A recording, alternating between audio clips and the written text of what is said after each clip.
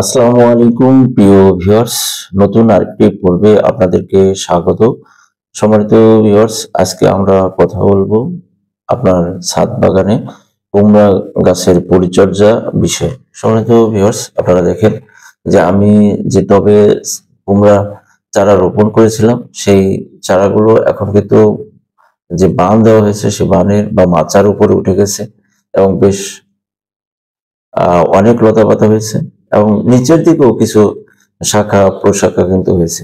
তো গাছে এখন ফুল আসতে শুরু করেছে। হ্যাঁ, ফল হবে। তো এই সময় কিন্তু বেশ গুরুত্বপূর্ণ পরিচর্যা দরকার, কারণ গাছ যাতে উপরে যে ফুলগুলো আসবে সেগুলো যেন ফলে পরিণত হয়।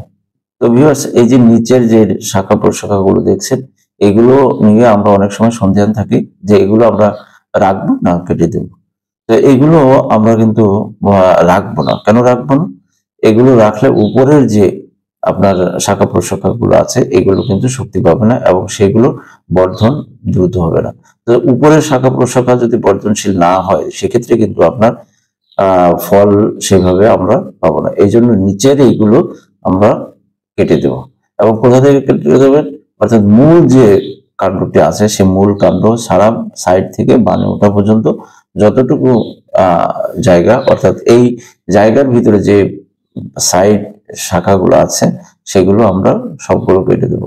কেটে দেওয়ার পরে কি হবে, যে মূল যে গাছ সেগুলো শক্তি পাবে এবং উপরের যে শাখা প্রশাখাগুলো আছে যেখানে আমরা 2G বা 3G করেছি সেগুলো কিন্তু বৃদ্ধি পাবে। তো বৃদ্ধি পেলে সেখান থেকে ফুল আসবে এবং ফলে পরিণত হবে।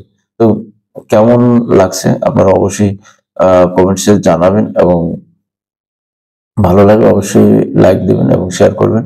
এবং এই চ্যানেলে যদি আপনি নতুন হয়ে থাকেন অবশ্যই চ্যানেলটি সাবস্ক্রাইব করবেন। সম্মানিত ভিউয়ার্স, তো আজকে আমরা এই পর্যন্ত রাখি। দেখেন অনেকগুলো শাখা প্রশাখা কিন্তু হয়েছে, এগুলো সবজি হিসেবে ব্যবহার করা যাবে। তো সবাইকে ধন্যবাদ।